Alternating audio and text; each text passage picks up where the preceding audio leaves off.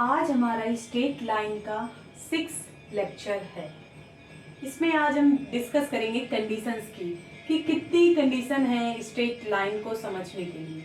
तो first condition क्या है कि जब हमें दो स्ट्रेट लाइन दी गई हो, जब हमें दो लाइंस दी गई हो a1x plus b1y plus c1 equal to 0 and a2x plus b2y plus c2 equal to 0 और tan theta equal to m1 minus m2 upon में m1 प्लस m1 m2। कल के लेक्चर में हम लोगों ने इन सभी चीज़ों को अच्छे से डिस्कस किया था और उसमें अच्छे से समझा था एक्सप्लेन करके। आज हम ब्रीफ इंट्रोडक्शन देकर आगे बढ़ जाएंगे, ठीक है। आप पिछले लेक्चर से उन चीज़ों को समझ सकते हैं। tan, क्योंकि देखो ये जो केस है ना थीटा इक्वल टू 90 डिग्री, देखिए हम लोगों ने तो स्ट्रेट लाइन के कई सारे केसेस पढ़े हैं, लेकिन अब हम दो लाइंस को लेकर उनके बीच एंगल को डिसाइड करेंगे कि एंगल 90 डिग्री है, 0 डिग्री है, कितने डिग्री का एंगल लेकर हम लाइन को कोऑर्डिनेट में कितने डिग्री पर एंगल ले रहे हैं उस लाइन का, उन दोनों लाइन को कितने डिग्री एंगल पर कट किया जा रहा है। अगर थीटा इक्वल टू 90 है तो इसका मतलब है कि लाइन एक दूसरे के परपेंडिकुलर है, ठीक। यहाँ पे ये फिगर के थ्रू आप समझ सकते हैं। एक लाइन ये हो गई, मान लीजिए कोई लाइन ये ए हो गई, ये कोई लाइन बी हो गई। पहली line parallel to x axis and perpendicular to y axis. पहली line parallel to x axis. अगर कोई line parallel to x axis है, इसका मतलब है थीटा इक्वल टू कितना degree, theta equal to x axis के थ्रू 0 हो जाएगा। फिर इसके लिए m1 की वैल्यू कितनी हो जाएगी, 0। कैसे? अगर आप लोग यहाँ पे tan 0 डिग्री रखेंगे, tan 0 की वैल्यू कितनी होती है, 0। इसका मतलब है कि ये वाली वैल्यू इक्वल टू 0, ठीक है। तो m1 इक्वल टू 0, tan 0 की वैल्यू यहां से निकाल सकते हैं। इसके लिए m इक्वल, यहाँ पे ये m1 m2 दोनों इक्वल होंगे, m1 और m2 दोनों क्या होंगे, बराबर होंगे, ठीक है। अगर tan 0 डिग्री हो जाएगा, tan 90 डिग्री पे तो ये हो जाता है ये वाला केस, लेकिन अगर tan 0 डिग्री हो जाएगा, यहीं पे आप लिख सकते हैं इसको।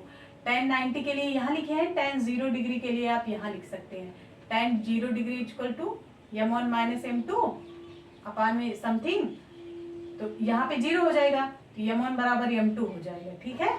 ये वाला केस अगर tan 0 डिग्री हो जा रहा है तब। इन दोनों के लिए अगर x एक्सिस के पैरेलल है लाइन तो m1 इक्वल टू 0, क्योंकि एंगल क्या हो जाएगा, 0 डिग्री हो जाएगा। एंगल 0 होने पर m1 की वैल्यू 0 हो जाएगी, ठीक है। और अगर हमारा line parallel to y axis है, मतलब कि एंगल कितना हो जाएगा, 90 डिग्री। ये आप देख सकते हैं एंगल कितना है, 90 डिग्री। इसके लिए m2 कितना हो जाएगा, इनफाइनाइट। क्यों हो रहा है ऐसा, क्योंकि m equal to tan theta, tan 90 की वैल्यू इनफाइनाइट। तो हमेशा ये चीज आप फिक्स कर लीजिए, अगर line parallel to x axis है हमेशा उसके स्लोप की वैल्यू 0। अगर line parallel to y axis है हमेशा उसके स्लोप की वैल्यू इनफाइनाइट। आपको अपने दिमाग में और कुछ नहीं सोचना है, चाहे इसको रट लीजिए या फिर आप प्रोसेस के थ्रू जैसे मैंने समझाया उससे समझ लीजिए, ठीक। और ये तो परपेंडिकुलर के लिए कंडीशन ही है। अगर line perpendicular to each other होगी तो थीटा इक्वल टू 90, उसके लिए m1 m2 इक्वल टू -1, ये कंडीशन दी गई है। अब हम चलते हैं क्वेश्चन के थ्रू इसे सॉल्व करते हैं। क्या दिया गया है question, equation of line is इतना 7x minus 3y plus 1 equal to 0 and 3x plus 7y minus 11 equal to 0, then find angle between lines. a equal to 30, b equal to 60, c equal to 90, d equal to none of this. तो हम यहाँ से क्या करेंगे, m1 की value निकाल लीजिए। m1 की वैल्यू कितनी हो जाएगी, माइनस a बाई बी।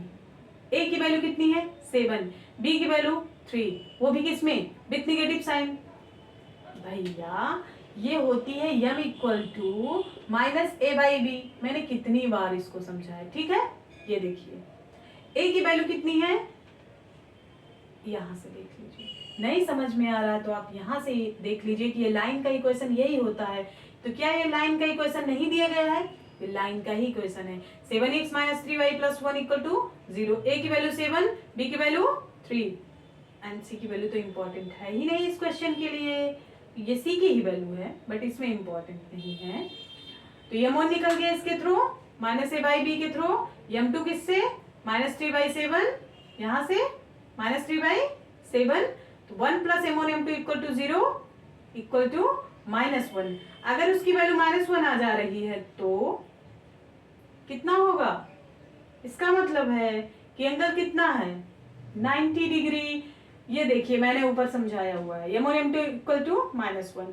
तो इसके थ्रू हम कह सकते हैं कि इसकी वैल्यू -1 हो जाएगी। -1 अगर हो रही है तो पहले परपेंडिकुलर होंगी दोनों लाइंस एक दूसरे की, ठीक। दूसरे क्वेश्चन पे चलते हैं। Equation of line is this, x plus 2y minus 1 equal to 0 and 3x plus lambda y minus 11 equal to 0 are perpendicular. Find value of lambda.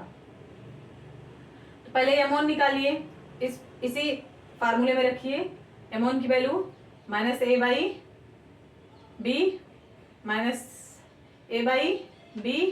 m1 m2 equal to -1, तो lambda की value यहाँ से क्या आ जाएगी, -3/2। हमारा answer आ गया, ठीक है।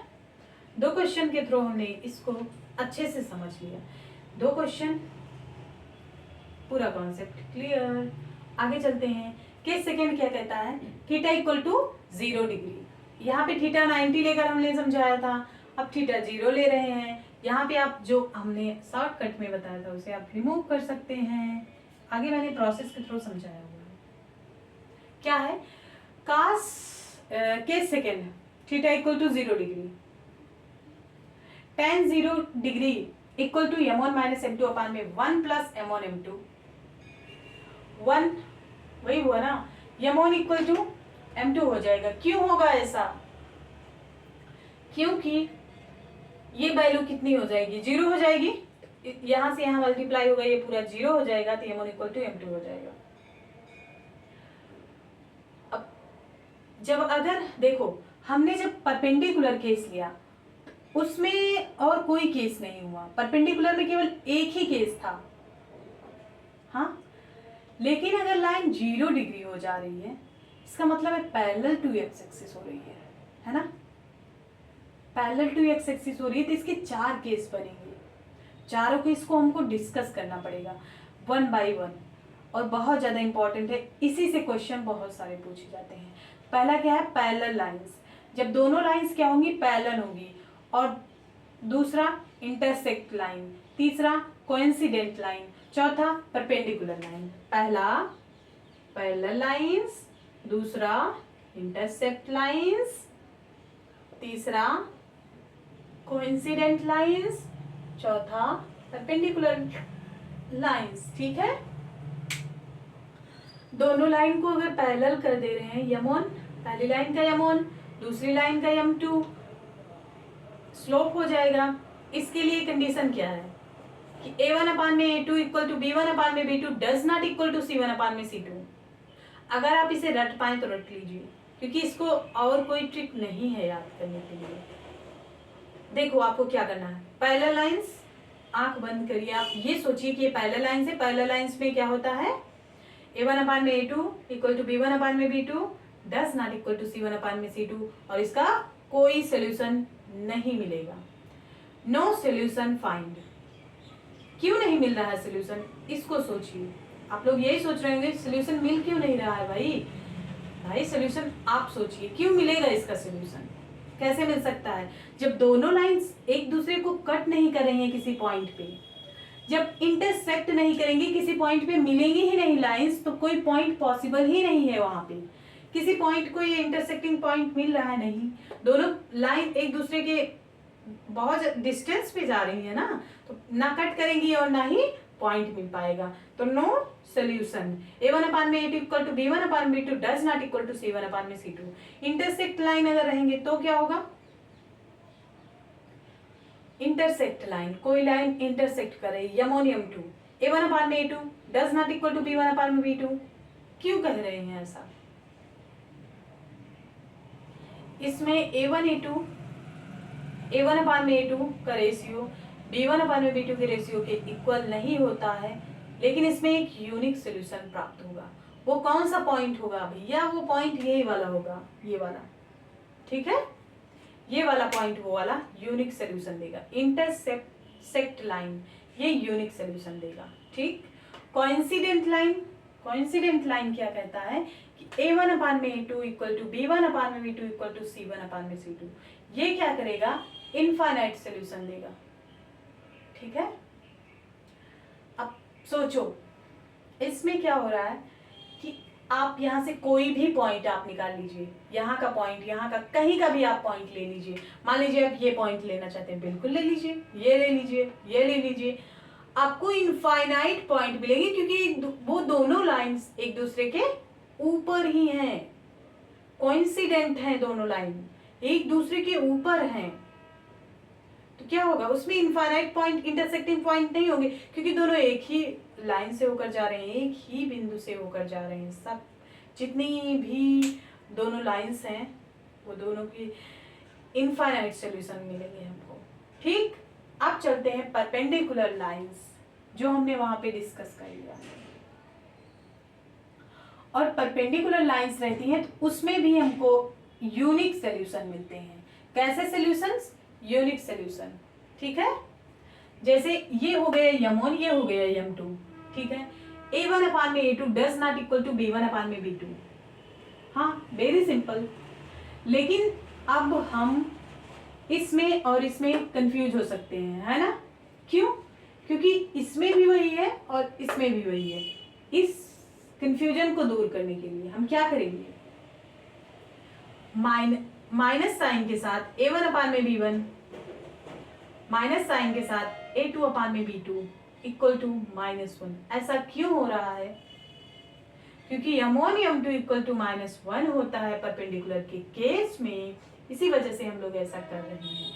M1 की वैल्यू A1/B1 एंड M2 की value A2/B2 with negative sign. इसकी वैल्यू कितनी आ जाएगी, -1, okay.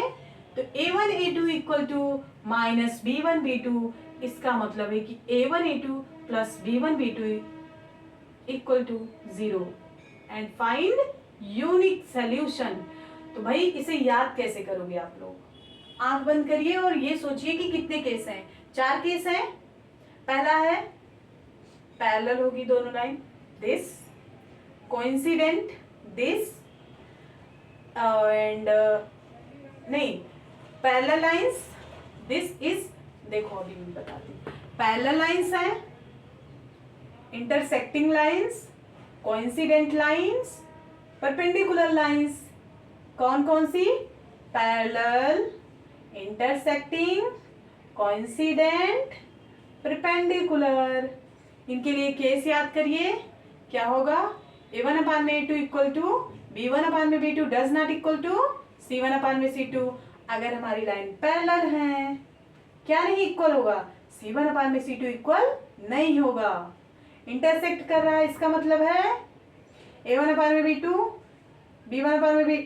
A1/A2 B1/B2 does not equal, and coincident कर रहा है तो सभी इक्वल। क्या, A1/A2 B1/B2 एंड C1/C2। और केस हमारा परपेंडिकुलर का बचा हुआ है, इस पे क्या करोगी, इस पे क्या होगा, इस पे सेम इंटरसेक्ट लाइन की ही तरह होगा।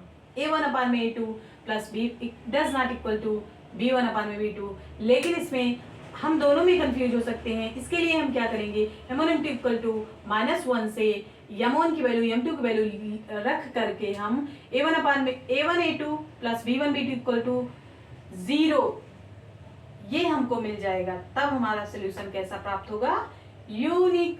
दो केस हमारा सेम है, देखने में लगेगा कौन कौन सा, इंटरसेक्ट लाइन, परपेंडिकुलर लाइंस, दोनों सेम दिख रही है ना, and coincident lines and parallel lines, दो लाइंस ये सेम दिख रही हैं। तो हमें ऐसा फील होता है कि अब आप लोगों को ये 4 केसेस याद हो चुके होंगे। अब चलिए मैं क्वेश्चन को सॉल्व कर लेते हैं, तो हमारा कॉन्सेप्ट क्लियर हुआ, ये हम समझ सकेंगे कि हमारा कॉन्सेप्ट क्लियर हो चुका है। पहला क्या है, गिवन इक्वेशन। इक्वेशन क्या दिया गया है, 3x minus 5y plus 1 equal to 0, 6x minus 15y plus 12 equal to 0 is क्या होगा, पैरेलल होगा, परपेंडिकुलर होगा, कोइंसिडेंट होगा, नन ऑफ दीज। तो भाई पहले आपको यमोन निकालना होगा, क्योंकि कौन सा केस तुम्हारा बाकी है भाई, कौन सा, इस केस के लिए आपको यमोन M2 की जरूरत पड़ रही है, वरना हमें किसी केस के लिए जरूरत नहीं पड़ेगी यमोन M2 की। ठीक है, हम इजीली निकाल लेंगे भाई। अगर देखो यमोन M2 इक्वल टू -1 आ गया, इसका मतलब है कि परपेंडिकुलर भाई हो सकता है ना, बिल्कुल। इससे सोचना पड़ेगा कि given equation equal to 2x minus 5y plus 1 equal to 0 and 6x minus 15y plus 12 equal to 0 is यमन equal to 2/5, M2 equal to 6/15 2/5, दोनों का इक्वल आ गया। ठीक है, हाँ, तो क्या होगा 6/15 2/15, यमोन M2 इक्वल टू -1, ये आ जाएगी वैल्यू। ठीक, -1 नहीं आ पा रही है, क्यों नहीं आ रही है यमोन M2 की वैल्यू -1? भाई यहाँ पे प्लस कर दीजिए ना, क्यों सीरियस दे रहे हैं। तो 6/15 equal to -6 by this, okay, and यहाँ पे प्लस। ठीक है, हाँ अब सही है आई थिंक।